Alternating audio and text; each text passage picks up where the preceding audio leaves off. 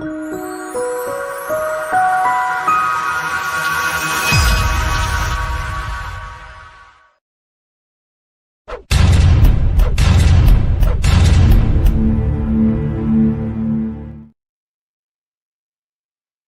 pessoal, sejam bem-vindos a mais uma live aqui no canal Espiritismo Kardec. Hoje estou aqui com o Michel, o José vai entrar daqui a pouco, né? O Lauro hoje não pôde participar por conta de compromissos, então vou passar para o Michel se apresentar. Boa noite, Eric. Boa noite a todos.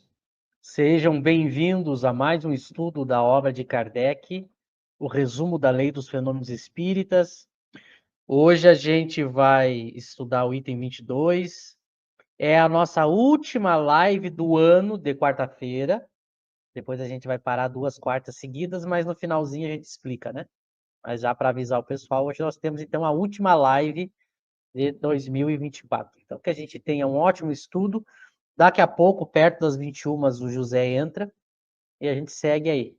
Não esqueçam de curtir, compartilhar, se inscrever nos canais e procurar trazer questões de preferência sobre assuntos que a gente está tratando. E se for, se der tempo e for interessante, a gente dá uma pincelada em alguma outra questão qualquer. Então, que a gente tenha um ótimo estudo, sejam todos bem-vindos.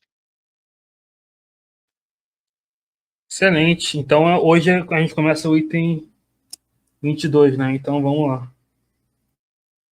Vamos lá, então. A gente está tratando aí das manifestações espíritas, é uma espécie de resumo de questões do Livro dos Médiuns, e vamos lá, Kardec falando agora. As produções de espectros nos teatros foram apresentadas injustamente como tendo relações com a aparição de espíritos, das quais são apenas uma grosseira e imperfeita imitação. É preciso ignorar os primeiros elementos do espiritismo para ver nisso a menor analogia e crer que é disso que se ocupa nas reuniões espíritas. Os espíritos não se tornam visíveis ao comando de ninguém, mas por sua própria vontade, nas condições especiais que não estão no poder de quem quer que seja provocado. Então, Kardec segue falando sobre as características da verdadeira reunião espírita e das chamadas reuniões de espectros, reuniões teatrais, shows, espetáculos que aconteciam muito no século XIX e que ainda hoje, ainda existe, né? Embora hoje tenha mais uma conotação de mágica, de ilusionismo. Então as pessoas lotavam os teatros da época, no século XIX, fazendo determinadas apresentações e muitas pessoas levianas, de forma injusta, porque eram contra o espiritismo, elas diziam: olha, isso aí é o espiritismo, vejam que o espiritismo não passa de um teatro, de uma farsa que qualquer pessoa habilidosa, escondendo ali os segredos, os truques, mas ela produz. Não há espíritos, não há manifestações. O espiritismo é um grande teatro, uma grande farsa. Era assim que essas pessoas colocavam. Como se essas apresentações fossem as reuniões sérias espíritas da qual as obras de Kardec tratam.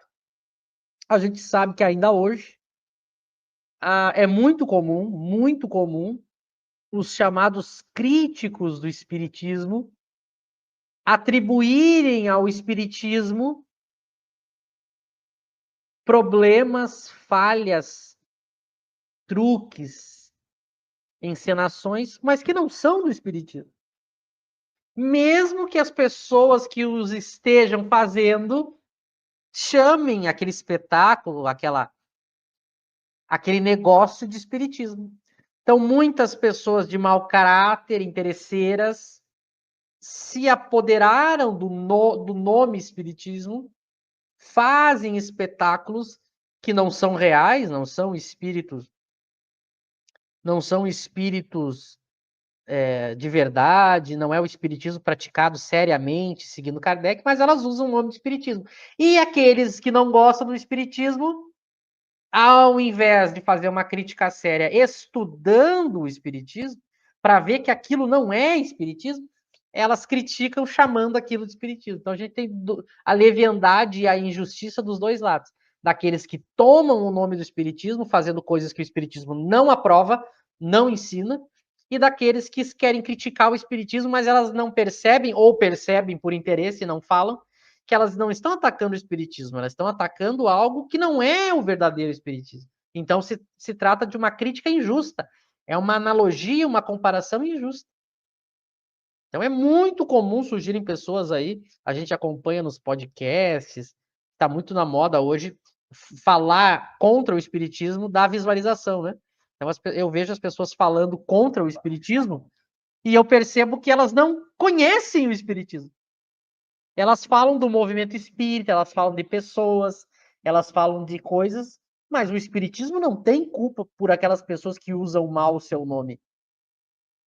Então, Kardec está deixando isso muito claro. Esses shows, esses espetáculos, é uma imitação grosseira e imperfeita das reuniões sérias.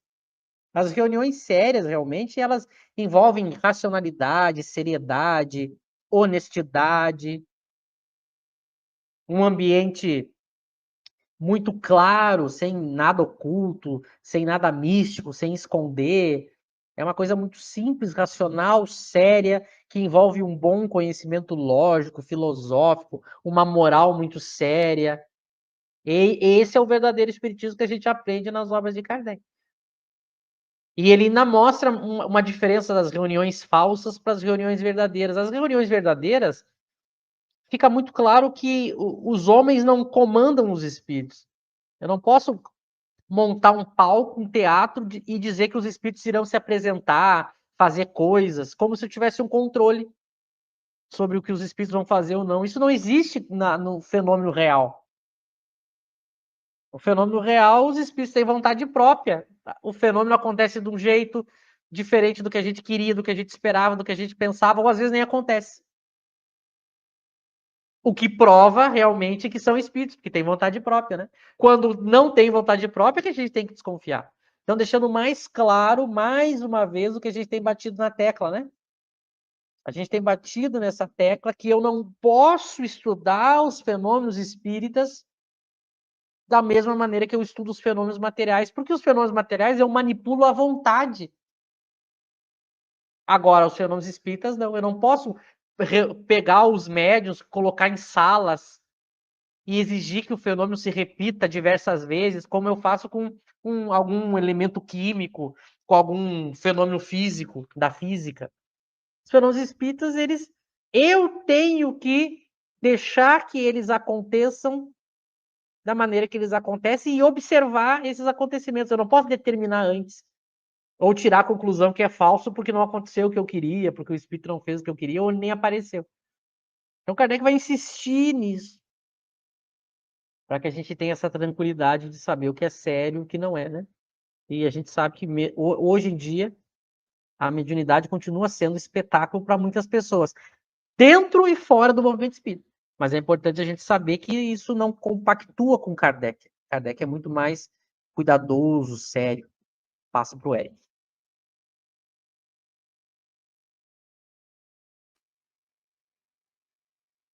Exatamente, né? É como Kardec diz, né? O fato de haver vinhos falsificados não quer dizer que não existam os vinhos reais, né? Então essa imitação, esse espetáculo, né? Aliás, isso ocorre até hoje, até no movimento espírita, transformar a mediunidade num espetáculo, sendo que Kardec ele não fazia reuniões abertas, né? Então não faz nem sentido colocar isso na conta do espiritismo, porque no próprio livro dos médiuns, Kardec fala da influência do pensamento. Então, Kardec não fazia reuniões abertas com milhares de pessoas, num teatro. A questão da influência do pensamento, da comunhão de pensamento tinha que ter, né? Então, por isso, até Kardec falava que era de preferência reuniões mediúnicas com poucas pessoas para ter uma maior harmonia de pensamentos, né? Agora imagina essas reuniões mediúnicas que tem hoje aí, que são um médium no palco e 3.000 pessoas na sala esperando uma carta, né? Olha a influência do pensamento completamente caótica que tem ali, fluídica. Então, não é um modelo kardeciano, né? E, mais uma vez, Kardec repete, né? Se você transforma a mediunidade no espetáculo, mesmo que você seja médio, você cai no risco de cair em fraude, porque o espetáculo tem hora marcada. E os espíritos não estão aos nossos caprichos com hora marcada, né? Você não pode dizer o espírito vai se manifestar dia 1 de janeiro às 15 horas. Você não pode falar isso, porque ele tem livre-arbítrio, tem as leis naturais. Então, se você cria um espetáculo, você pode acabar caindo na fraude, né? E aí se acusava o espiritismo de ilusionismo, né? Muitos ilusionistas tentaram atacar o espiritismo, mas o fato de existir ilusionismo e fraude não prova que não haja o fenômeno real, né? E como o Michel falou, né, o espiritismo não é culpado por aqueles que usam mal o seu nome, né, como ocorre em qualquer área.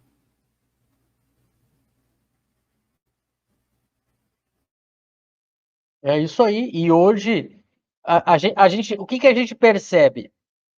As pessoas gostam do assunto mediunidade, elas têm interesse em entender e, inclusive, participar de reuniões, elas têm esse interesse. Mas, ao mesmo tempo, elas têm uma série de dúvidas e medos porque elas não se orientam para a prática da mediunidade com o livro dos médiuns de Kardec. Então, elas aprendem sobre a prática da mediunidade, sobre o modelo de como praticar a mediunidade, o que é a mediunidade, elas aprendem tudo isso com o movimento espírita, com outras obras que não são Kardec. Então, há uma série de mitos, de falta de entendimento, de falta de profundidade, que gera essa confusão, esse medo. E é muito interessante, eu tenho conversado com muitas pessoas sobre o assunto da mediunidade, né? Que elas acabam conversando graças ao Kardec Tube. Geralmente as pessoas me dizem assim: eu li o livro dos médiuns. Eu li o livro dos médiuns. Mas aí a gente vê a pessoa fazendo perguntas que o livro dos médiuns responde. O livro dos médiuns responde. Então o que isso quer dizer? É que ela estudou mal o livro dos médiuns. Ela não prestou atenção frase por frase, palavra por palavra. Ela não tem. E não é nem culpa só da pessoa passar por isso. Ela procurou uma casa espírita, o coordenador do grupo da casa espírita contribuiu para que ela entendesse mal a obra. Eu tenho conversado com pessoas, evidentemente que não são todas.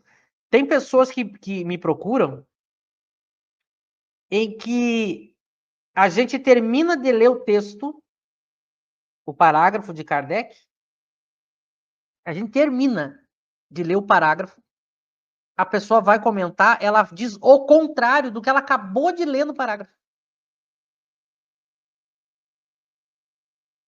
É muito interessante como a nossa dificuldade de estudar bem. O que é estudar bem? É reservar um tempo, pode ser um tempo pequeno, porque o que importa é a qualidade, não é a quantidade. Reservar um tempo para tirar tudo da cabeça e só focar nisso.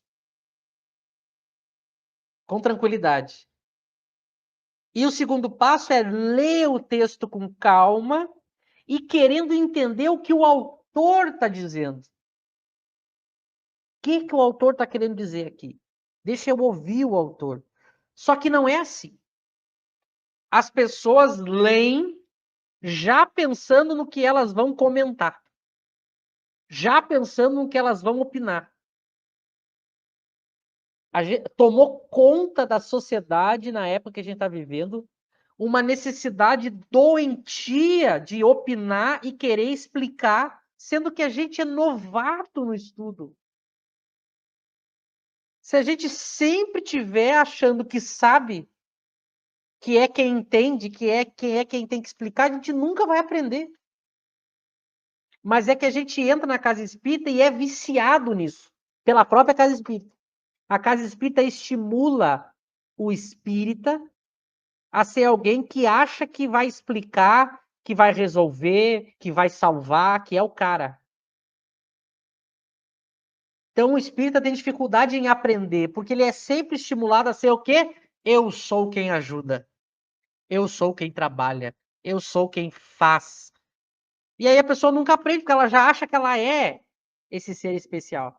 De que o outro precisa. Aí a pessoa nunca aprende, porque ela já acha que ela é quem ensina. E o que tem de gente explicando o espiritismo sem não ler as obras de Kardec é uma coisa surpreendente. Então é muito importante. Inclusive para quem já está há anos no movimento espírita. Volte a estudar e resete, comece do zero as suas reflexões. Reaprenda lendo Kardec. Porque a gente está muito contaminado com modos de pensar, que eu tenho conversado muito com amigos, com pessoas que procuram. Às vezes as pessoas me procuram fazendo determinada afirmação. Elas afirmam algo para depois questionar. E é muito interessante que a afirmação que serve de base para a pergunta não é o Espiritismo, não é Kardec. E eu sempre digo para essa pessoa, tá, você está afirmando isso, mas quem disse que essa afirmação é verdadeira? Então, às vezes, na premissa da pergunta, a pessoa já está equivocada. Mas é porque ela foi viciada na premissa equivocada. Então, por isso que Kardec vai dizer que quem vai estudar o Espiritismo tem que estudar seriamente, com recolhimento, com continuidade, com regularidade, sem preconceito. Porque se eu já vou lendo o texto, tendo uma ideia formada, eu não consigo enxergar outra ideia que não aquela minha. Então é muito importante a pessoa estudar e ver como Kardec diz que eu devo praticar a mediunidade. Aí ela olha para o movimento espírita, olha para a casa espírita e compara. Se não tiver igual, é ruim. É assim. Por quê? Porque a teoria de Kardec mostra o melhor, porque é uma ciência bem rigorosamente estudada. Para ele afirmar o que ele afirma, ele preparou muito bem tudo que ele afirma. Então esse é o primeiro passo, estudar e estudar sem preconceito, sem prevenção, sem ideia preconcebida. E a partir disso, praticar conforme o Livro dos Médiuns ensina. É como o Livro dos Médiuns ensina. Seja em grupo, seja sozinho. E não é um ou outro. Pode ser os dois, porque há determinadas comunicações que são do meu interesse pessoal, que são coisas mais particulares sobre mim, que eu posso fazer a evocação com os espíritos sozinho, ou com pessoas mais próximas.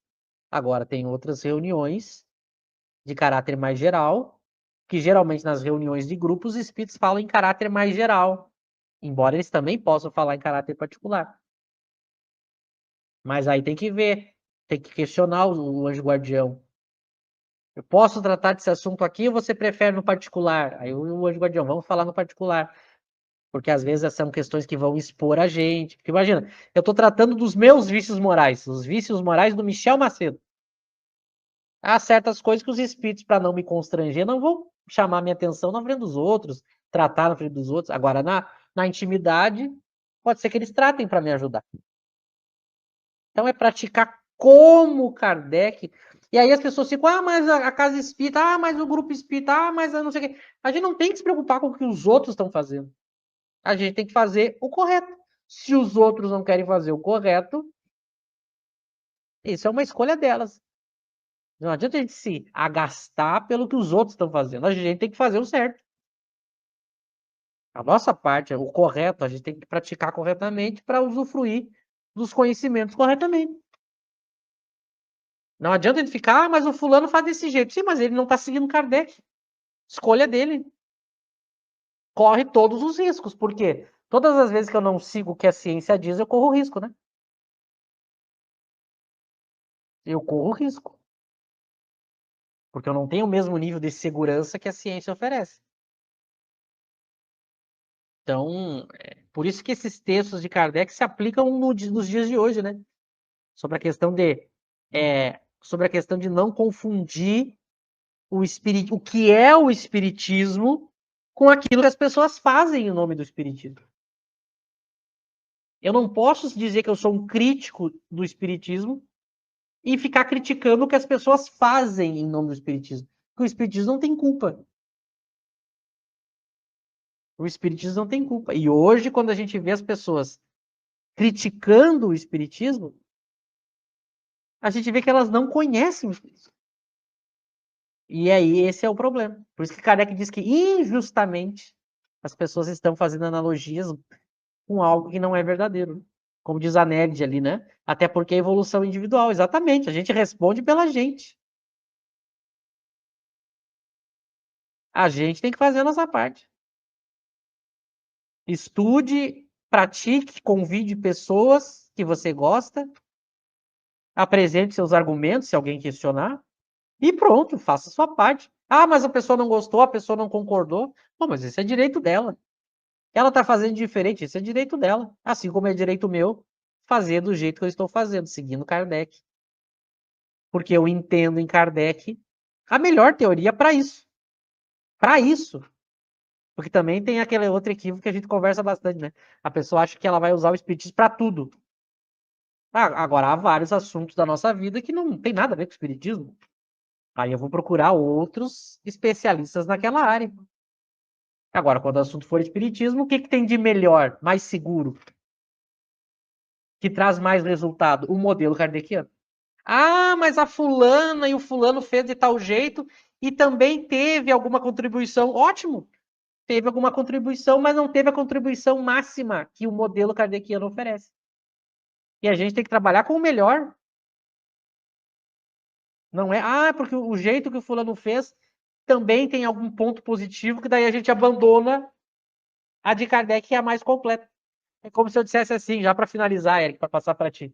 É como se eu dissesse assim: olha, eu tô com uma doença grave, terminal, e em vez de ir no médico, no especialista, a minha tia, a minha avózinha receitou um chá. O fulano tomou o chá e se sentiu melhor. É como se eu dissesse assim. Então eu vou abandonar a medicina, a ciência, a evolução, os remédios, o tratamento, a tecnologia, que pode ajudar a curar aquela doença só porque eu tomei um chazinho e fez bem. Não faz sentido. A mesma coisa. Há muitas pessoas praticando a mediunidade. Há muitas pessoas praticando a mediunidade. Só que como elas não praticam segundo o roteiro e modelo kardeciano, que é o modelo melhor, claro que pode ter coisa positiva, mas tem também coisas ineficazes, místicas, sem resultado e muitas vezes também perigosas. Então eu não posso, só porque uma coisa teve um ponto positivo, daí eu jogo fora a ciência e fico com aquele modelo. Não é assim também. Porque as pessoas dizem, mas o fulano lá fez um negócio que acabou fazendo um bem, mas é que esse não é o critério. Como eu citei o exemplo, eu tomo chá, melhora, daí eu abandono o tratamento. Eu deixo de ouvir o médico, deixo de fazer cirurgia. Então é isso que a gente tem que ter o bom senso, raciocinar, para não se enganar, né? A gente não pode trocar, quando o assunto for espiritismo, a gente não pode trocar o espiritismo por qualquer coisa só porque tem pontos positivos. E não é assim o raciocínio. Passo para ti. Não, exatamente, né? E você falou da importância do estudo, né? E eu recomendo, né, que é importante esse estudo constante né, e metódico das obras de Kardec, como o próprio Kardec fala na introdução do Livro dos Espíritos, né? Não só aqui no estudo ao vivo, mas eu recomendo que vocês, além desse estudo ao vivo, criem também grupos particulares de estudo, de evocação e estudem sozinhos também as 23 obras, né?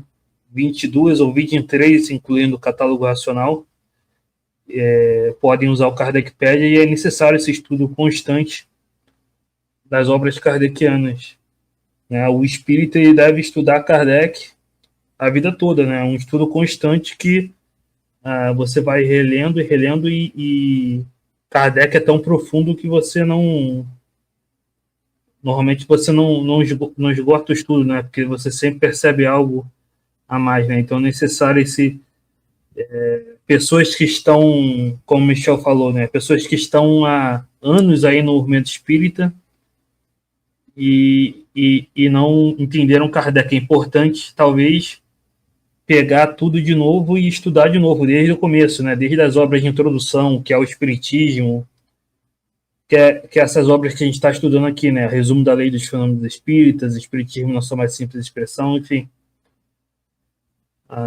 Como Kardec recomenda lá no capítulo 3 do livro dos Médios, né? Começar pelas obras de introdução, que é o Espiritismo, enfim. Então, reforçar essa ideia da importância do estudo constante e metódico do Espiritismo e da revista Espírita também, né? Dessas obras menos conhecidas do movimento. Estudar todas as obras, estudar Kardec de maneira integral. Né?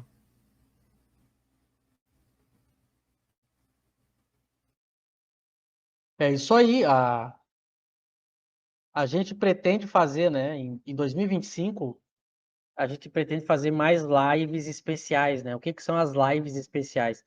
São lives que a gente escolhe um assunto específico para tratar, né? Que é fora os dias que a gente tem o estudo aqui.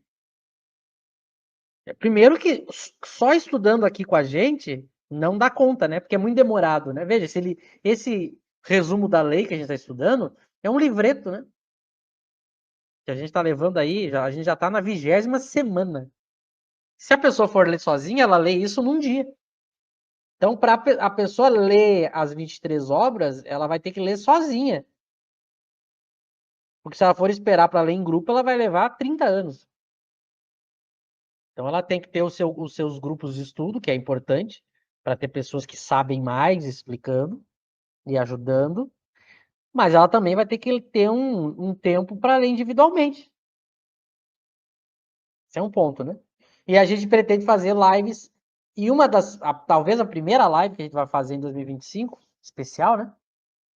É sobre a questão do relativismo, que a gente tratou um pouco semana passada, né? Que é outro problema também que a gente vive na nossa sociedade atual, que é uma ideia de que não existe verdade. É uma ideia de que não é possível separar o verdadeiro do falso. Isso é um conceito que tomou conta hoje, que está impedindo as pessoas de estudar. As pessoas estão abandonando os estudos, porque elas chegaram a uma conclusão falsa de que a verdade é relativa, cada um tem seu ponto de vista e, portanto, tudo tem o seu valor.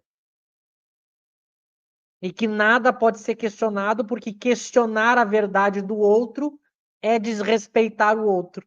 Então se criou essa ideia e a gente tem aí uma geração de ignorantes, que aceitam qualquer coisa, pensam qualquer coisa, dizem qualquer coisa. E a gente está jogando os grandes teóricos, as pessoas sérias, no lixo. E não é à toa que a sociedade está do jeito que está, né?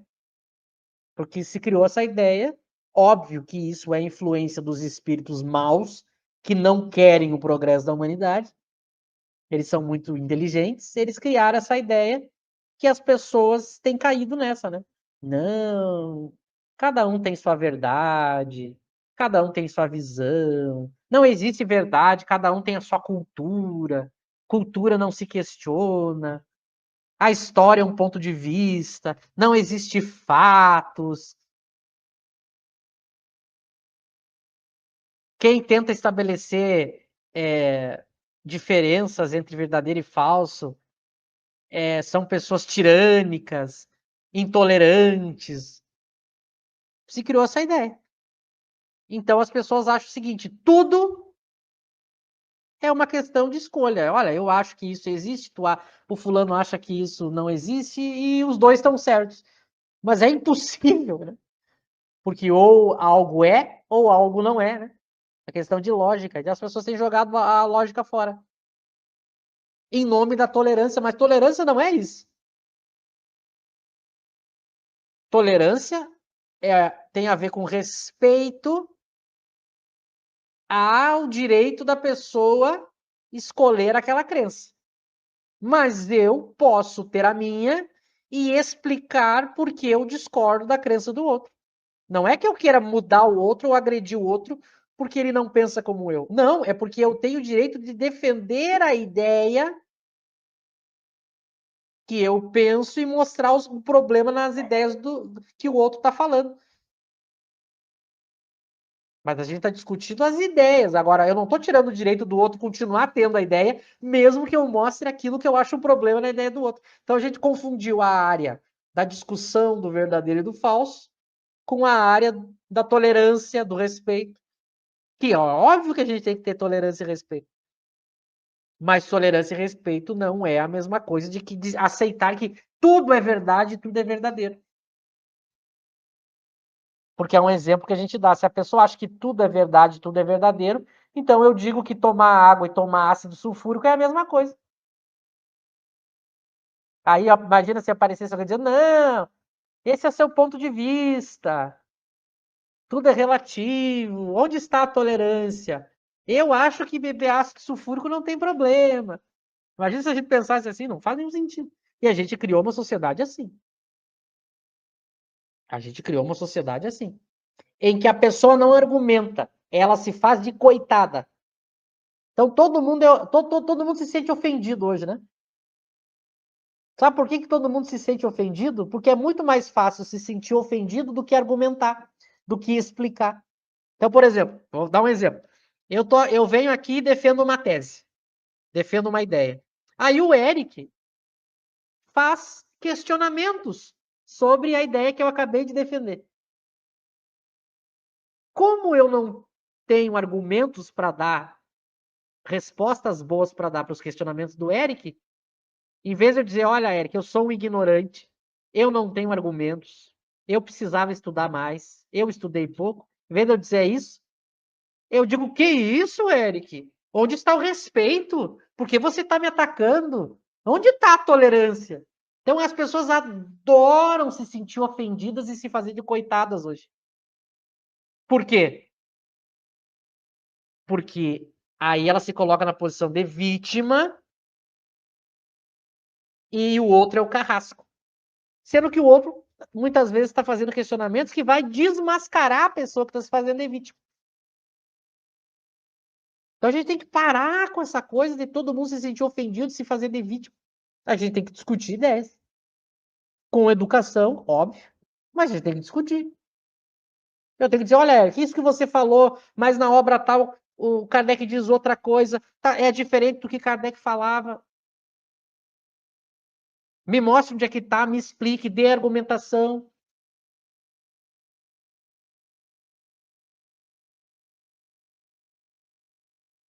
É isso que a gente tem que raciocinar, a gente tem que ter eu tenho dito isso nas últimas semanas, né? A gente tem que se comportar como adulto, né? Como é que funciona? Qual é a diferença? Claro, pode ter exceções, mas vamos usar um padrão, né? Qual é a diferença do adulto para a criança? Que o adulto, o seu chefe, chega e diz assim, ó, fulano, aqui esse relatório que você me apresentou tem erros aqui, você tem que corrigir, vai lá e corrige. A criança, ela chega no supermercado, ela quer o doce e a gente diz, olha, não vai ser comprado. Você já comprou o doce, hoje não é dia de comer doce. A criança faz o quê?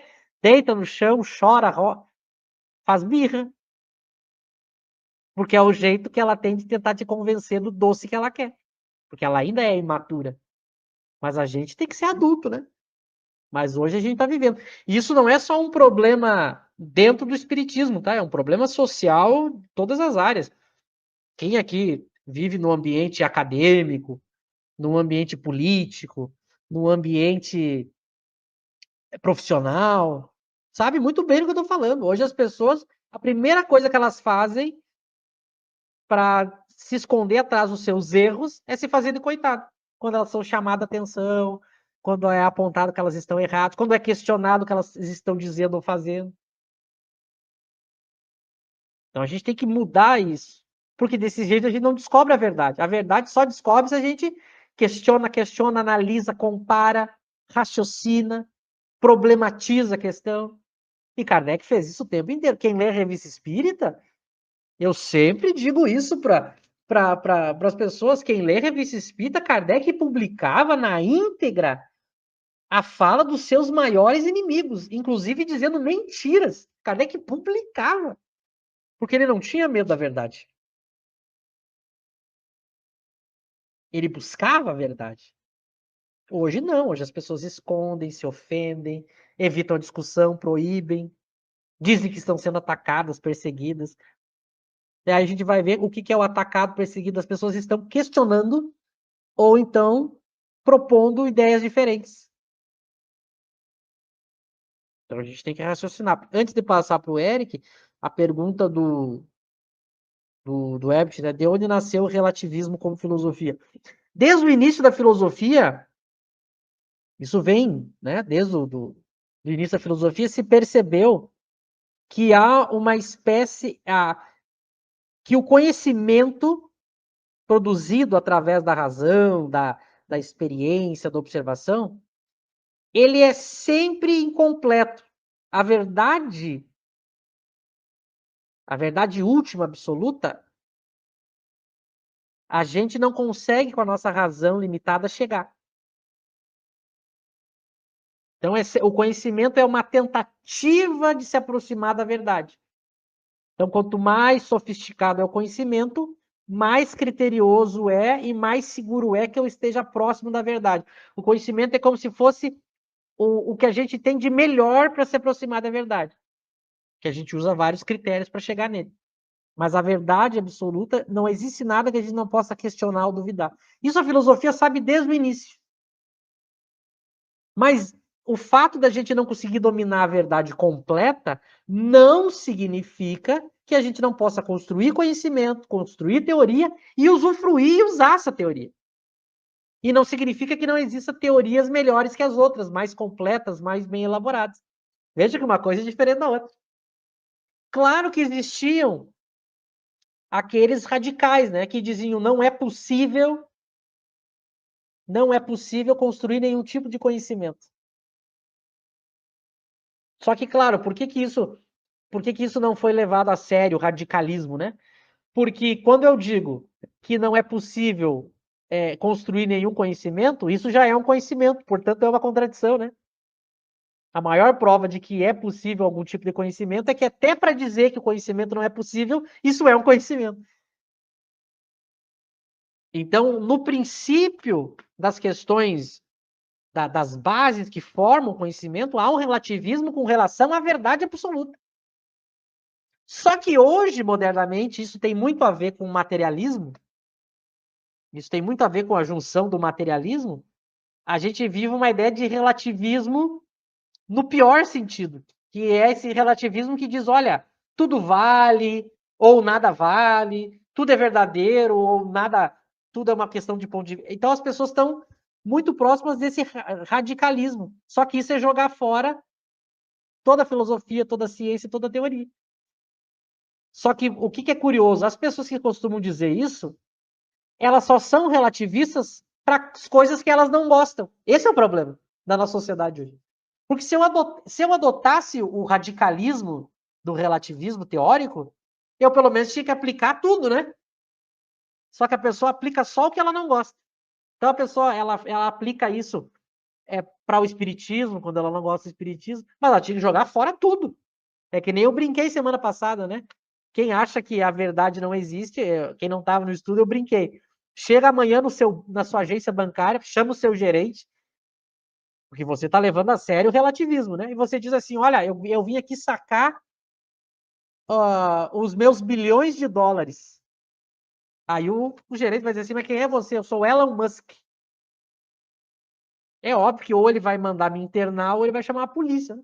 Mas se eu levasse a sério o radicalismo desse relativismo sobre a verdade, ué, tudo não é relativo? Então quem disse que eu não sou Elon Musk? Eu quero acreditar que eu sou. Quem disser que eu não sou, está sendo intolerante. Eu brinquei semana passada com isso, né? Ou eu dei um outro exemplo. Quem acha que tudo é relativo, que a verdade não existe, pega os pilares da sua casa e derruba. E a casa vai continuar de pé. Mas ela não aplica o relativismo para as coisas que envolvem dinheiro, ela não aplica relativismo para as coisas que envolvem seus interesses materiais. Essa é a hipocrisia. Só para finalizar e já passar para o Eric, a gente deu um exemplo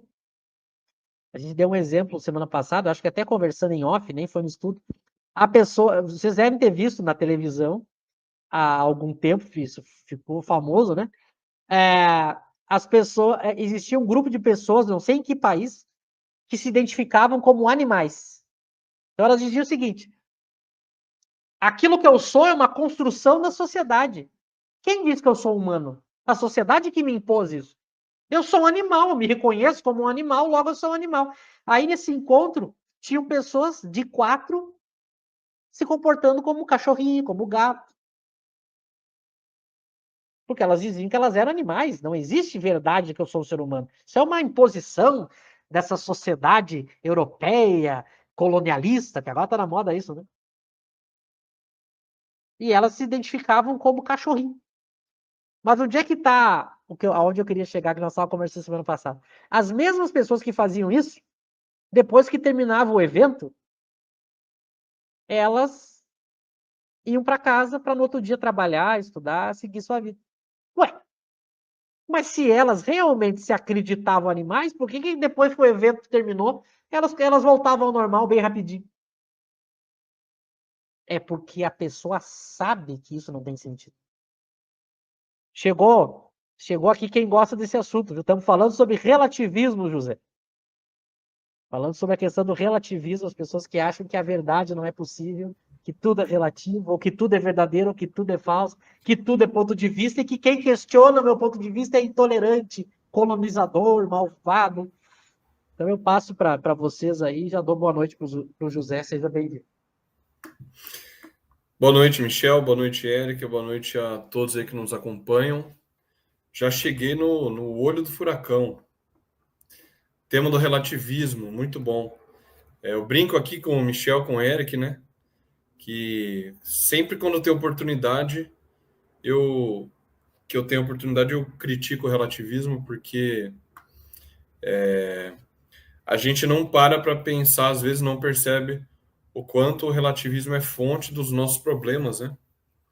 Problemas de toda ordem.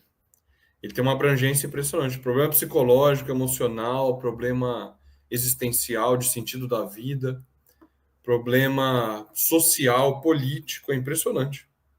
Impressionante. Então, esse problema do relativismo ele é muito importante. É o relativismo em vários aspectos, né? O relativismo com relação à verdade, como vocês estavam mencionando, é o relativismo epistemológico, né? Com relação ao conhecimento. A gente tem também o relativismo moral, quer dizer, não existem princípios universais, absolutos em moral, cada cultura, cada tempo histórico, cada povo tem a sua moral, né? É relativa a cada cultura.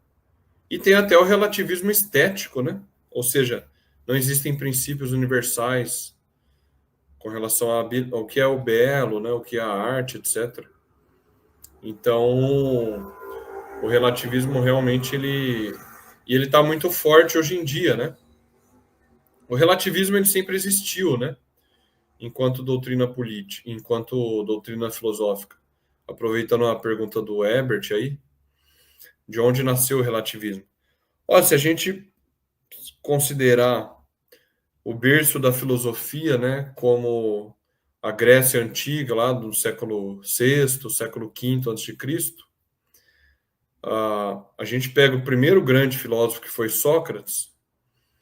O Sócrates já estava no centro desse debate, tratando desses assuntos de ética, de moral e etc. Sócrates e Platão, né? Debatendo com os seus grandes opositores, que eram os chamados sofistas, né? Os sofistas eram filósofos, uma escola de pensamento opositora à doutrina do Sócrates e do Platão, e que os sofistas eram relativistas, né? Acreditavam que não existia... Acreditavam primeiro que não era possível obter conhecimento, eram céticos, né? Não é possível obter o conhecimento. O que existem são apenas opiniões, cada um dá a sua opinião, e as opiniões, no máximo, são úteis para a gente reger a sociedade. Mas não é possível distinguir opinião de conhecimento na visão deles, né? Então, em moral, em ética, eles eram relativistas, né? Olha, se não é possível atingir o conhecimento, eu não consigo saber qual é o princípio moral melhor que o outro. Eu não consigo obter conhecimento sobre a moral. No máximo, a gente vai combinar alguns princípios aqui que a gente aceita como úteis para a vida em sociedade. Não pode agredir, não pode roubar, etc. Mas isso é uma convenção, é um acordo entre as pessoas. Ou seja, essa visão ela exclui uma visão de lei natural. A moral é o que os homens decidirem que seja. Isso está na base de toda essa discussão sobre princípios universais e absolutos de um lado e princípios relativos de outro, né? Se a gente pegar a obra República de Platão, o Platão vai tratar disso, né? O que é a justiça? O relativista, o Trasímaco, vai dizer que justiça é a conveniência do mais forte, né? Então, o mais forte do momento define o que é o justo. Então, nessa visão, não existe um princípio universal independente da vontade dos homens do que seja o justo, né? E isso é uma proposta que vai completamente contra o que o Espiritismo defende, uma lei natural, uma lei divina que define o que é o justo. E não só o Espiritismo, uma série de filósofos. Eu acabei de mencionar aqui os gregos, né? Platão, Aristóteles, todos os cristãos, depois os modernos. A maioria esmagadora dos filósofos ao longo de toda a história defendeu princípios universais e absolutos, defendeu uma lei natural. A partir do século XIX, a gente tem um ponto de virada, né? Com filósofos como Karl Marx, como Friedrich Nietzsche e outros. E aí a gente passa a ter uma virada com o avanço do materialismo. O relativismo ele é irmão do materialismo, né? E aí você tem um avanço, e aí no século XX você tem uma torrente arrebatadora de filósofos que vão abandonando completamente uma visão de lei natural e vão adotando o relativismo. Formas variadas de relativismo, né? Você tem existencialismo, você tem pós-modernismo, uma série de doutrinas que vão surgindo, que elas têm em comum é serem relativistas e materialistas, né? Que é o que importa para a gente, do nosso ponto de vista aqui espírita, né? Então, e o relativismo ele faz muito mal para a sociedade, né? Como era a visão de Kardec. Bom, cheguei com o bonde andando aí, sentei na janelinha, mas podem continuar aí a partir do texto. O relativismo, né? E o pós-modernismo hoje está muito na moda, né? Até nas ciências sociais, e acabou que chegou no espiritismo, né? Esse debate, com pessoas atacando Kardec simplesmente por ele ser europeu, por ele ser branco. Então, a ideia não é mais debater racionalmente ideias, né? É atacar porque é eurocêntrico, né? Só que é o que foi dito, né? É contraditório, porque a pessoa que ataca o espiritismo por ter nascido na Europa, né? Ela quando está doente, ela não vai num pajé de uma tribo indígena procurar cura, ela vai procurar a medicina europeia malvadona. Quando ela quer construir uma casa, ela não vai procurar um feiticeiro africano, ela vai procurar a engenharia europeia malvadona para fazer a casa dela. Então é conveniente, né? É relativismo só quando é para atacar o espiritismo, para medicina, engenharia, e não. Aí existe verdade. Então, ou coisas absurdas, né? Como pessoas que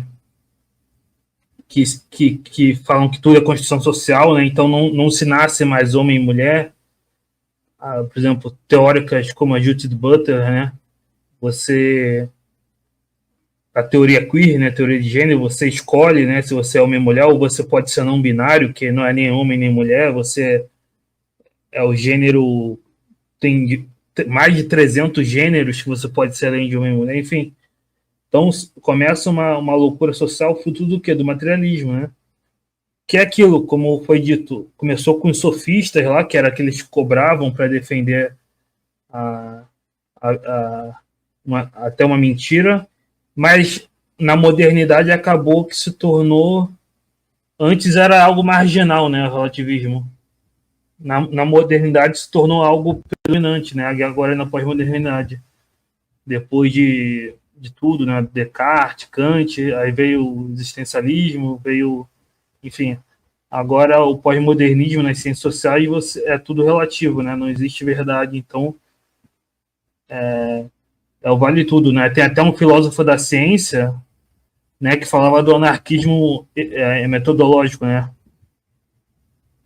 Que era o vale tudo, né? Então não existe ciência. Ele comparava a ciência à poesia, né? É o Feyerabend, né? Contra o método. Então ele comparava a ciência com poesia. Então para ele não tem verdade, né? Então realmente e é algo que o Kardec já previu que traria prejuízos para a sociedade, a dissolução das bases sociais, né? Por isso que era tão importante o espiritismo combater o materialismo, né? Infelizmente, acabou que o espiritismo não se propagou tanto quanto deveria para combater o materialismo, porque os inimigos do espiritismo fizeram um trabalho de distorcer, né, a visão do espiritismo, e acabou que a sociedade caiu no que a gente está vendo hoje, né, nessa loucura toda de pós-modernismo, né, enfim.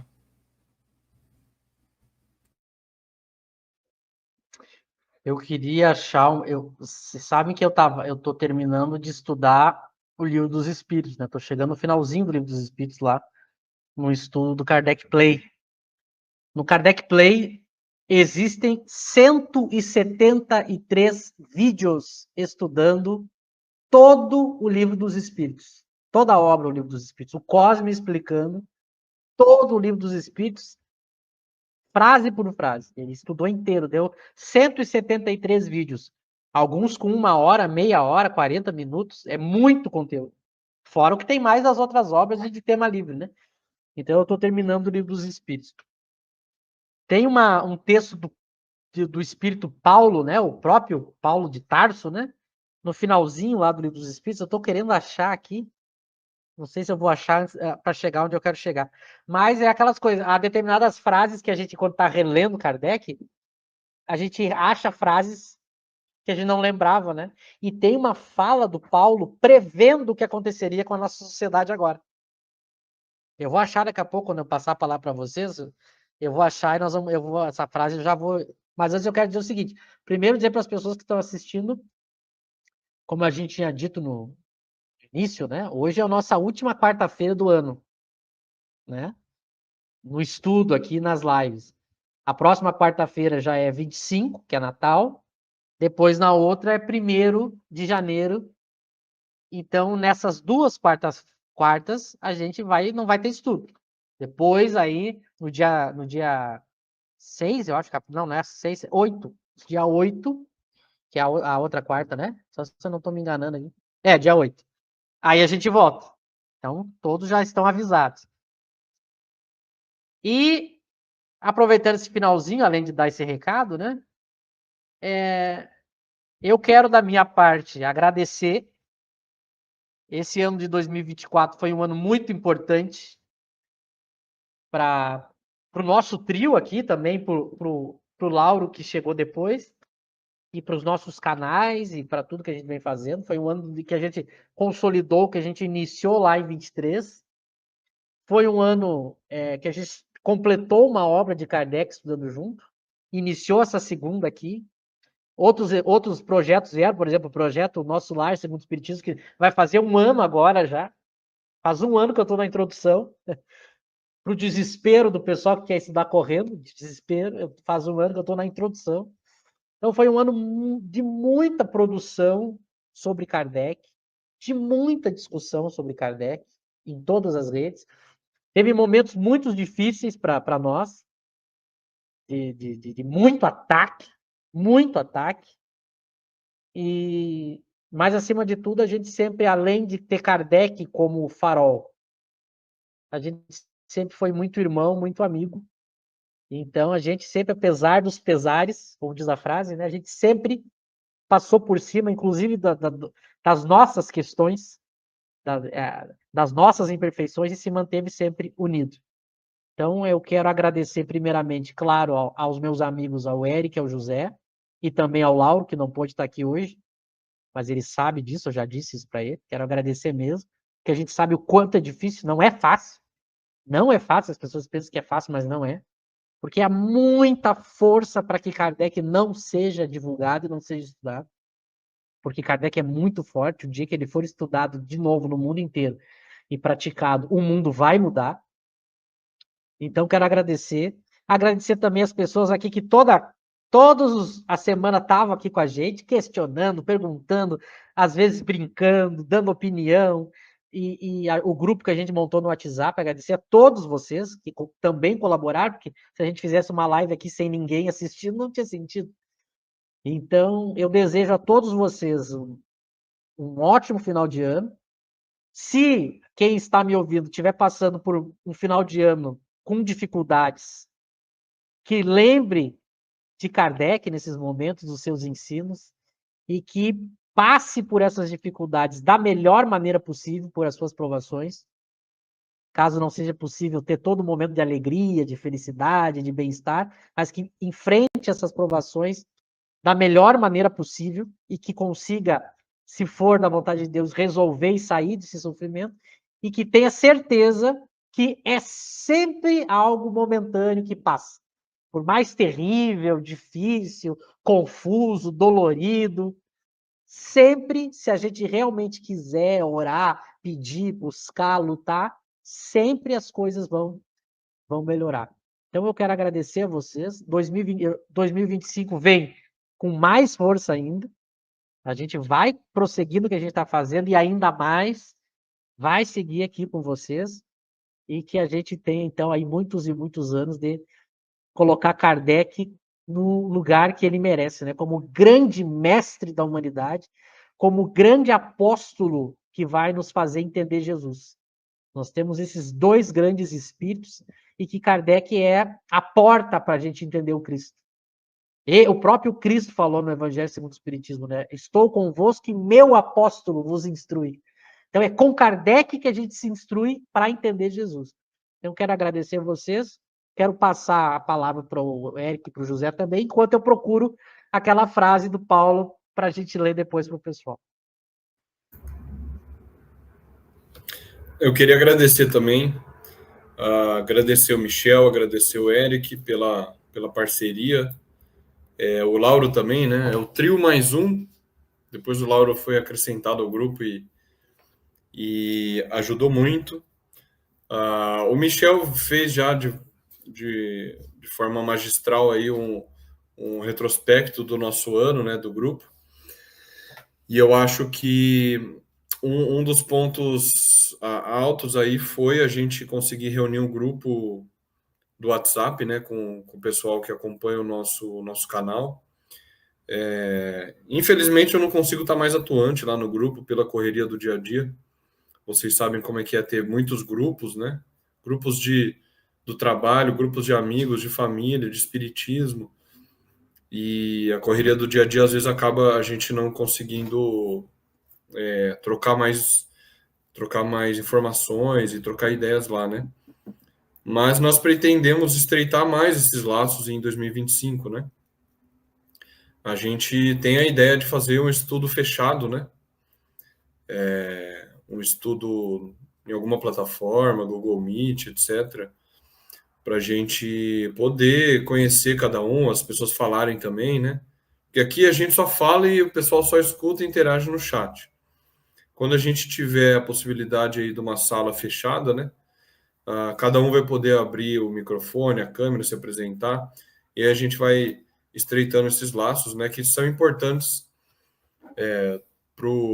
além do estudo, né? O movimento espírita, a gente precisa ter essas relações sociais com as pessoas que de fato gostam de estudar Kardec, divulgar Kardec e viver Kardec acima de tudo, né? Então, queria agradecer mais uma vez a parceria de sempre. Vamos trocando. Que cada um aí na sua cidade, pelo Brasil, tenha um excelente fim de ano. Momento de confraternizar com a família, muito importante, né? Natal, Ano Novo, que a gente viva as festas aí com responsabilidade e que a gente volte em janeiro com todo o gás para seguir mais um ano na nossa batalha diária, né? Que é vencermos a nós mesmos, né?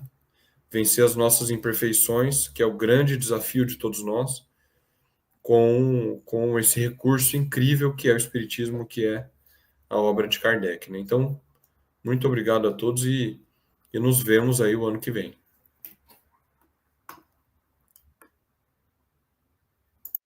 Eu também queria agradecer, não é? Vamos viver Kardec, estudar Kardec, viver Kardec, como a Gleides falou aqui. Vai ficar gravado, né, para quem não viu desde o começo.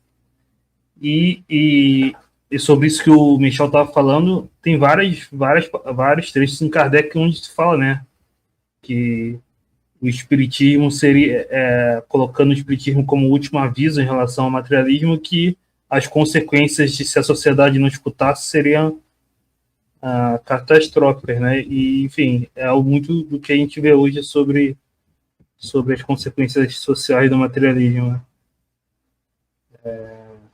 É o egoísmo, o orgulho solapando as bases da sociedade. Enfim, mas a gente tem a esperança em Kardec da lei do progresso, né, de que um dia o espiritismo vai se tornar crença comum, né, e o materialismo vai desaparecer de vez, né, do nosso mundo, né, pela reencarnação, pelo progresso, enfim. Então, muito obrigado a todos e até o próximo ano. Feliz Natal aí, feliz Ano Novo, né? Não sei se o Michel já encontrou o texto.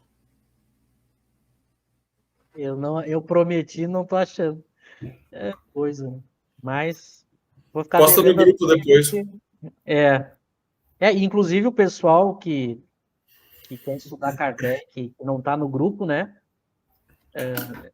Se tem como colocar aí o link, não sei se vocês têm, porque também pode. É um grupo do WhatsApp lá que o pessoal pode trocar ideia, conhecimento, textos. E não sei se é Pode fácil. entrar em contato no Instagram, talvez, né? Pedir Você entrar em o link contato no por gente. Instagram, o meu é @José Paniago, como está escrito aqui embaixo. Entre em contato no Instagram e a gente coloca no grupo. Eu não adianta, depois eu acho o texto e posto no grupo e em 2025, daqui 3 semanas eu trago. Mas de qualquer forma, então, uma boa noite a todos. Que todos tenham um ótimo final de ano e até o dia 8. Dia 6 a gente volta com o estudo, que é uma segunda, a gente volta com o estudo do Livro dos Espíritos, né? E dia 8 a gente volta aqui com o estudo do resumo da lei. Uma boa noite a todos.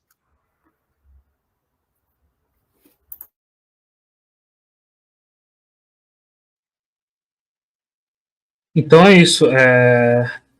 Muito obrigado a todos, né? Depois vocês podem colocar o trecho aí, se vocês encontrarem no grupo ou nos comentários do vídeo. E é isso, pessoal. Até a próxima.